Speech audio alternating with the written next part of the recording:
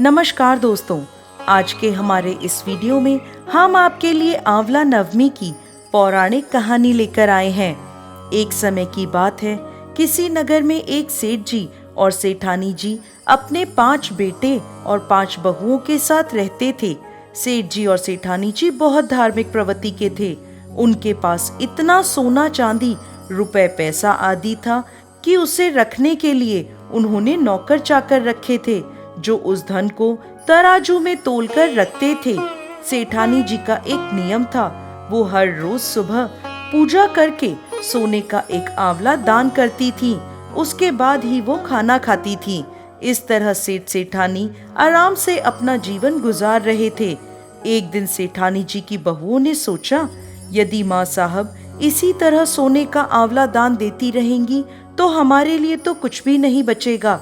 अब बहुओं ने मिलकर सासू जी से कहा, माँ, सोने के आंवले की जगह एक सादा आंवला दान किया करें और खाना खा लिया करें।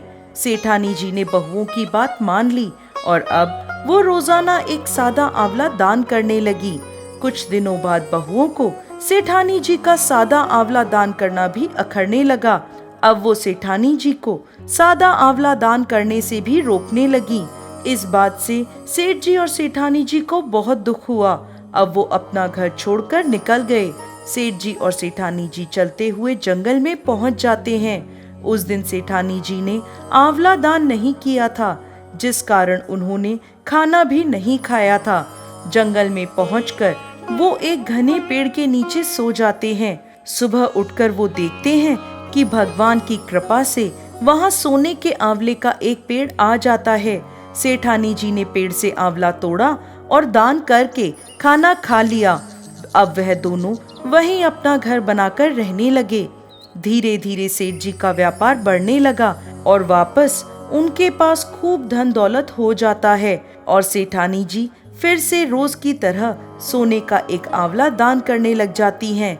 इधर सेठ जी और सेठानी जी के घर से जाते ही उनके बेटे और बहुओं में आपस में झगड़ा होने लगा, जिस कारण उन्हें व्यापार में घाटा हुआ और सारी पूंजी खत्म हो गई। उन्हें मजदूरी करने के लिए घर से निकलना पड़ा। काम की तलाश में घूमते घूमते वो सेठ जी और सेठानी जी के पास पहुंच जाते हैं। उन्हें जब सेठानी के सोने का आंवला दान करने की बात पता चलती है तो वो मन में सोचते हैं, कहीं ये हमारे माता पिता तो नहीं। लेकिन फिर वो सोचते हैं कि उनके पास कुछ भी नहीं था, वो कैसे हो सकते हैं। एक दिन बेटे सेठ जी को देख लेते हैं और उनके पास आते हैं और उनसे माफी मांगकर कहते हैं, पिताजी, पैसों के लालच में हम अंधे हो गए थे और हमने आपको घर से जाने दिया, जबकि उस घर में सब कुछ आपकी किस्मत का था।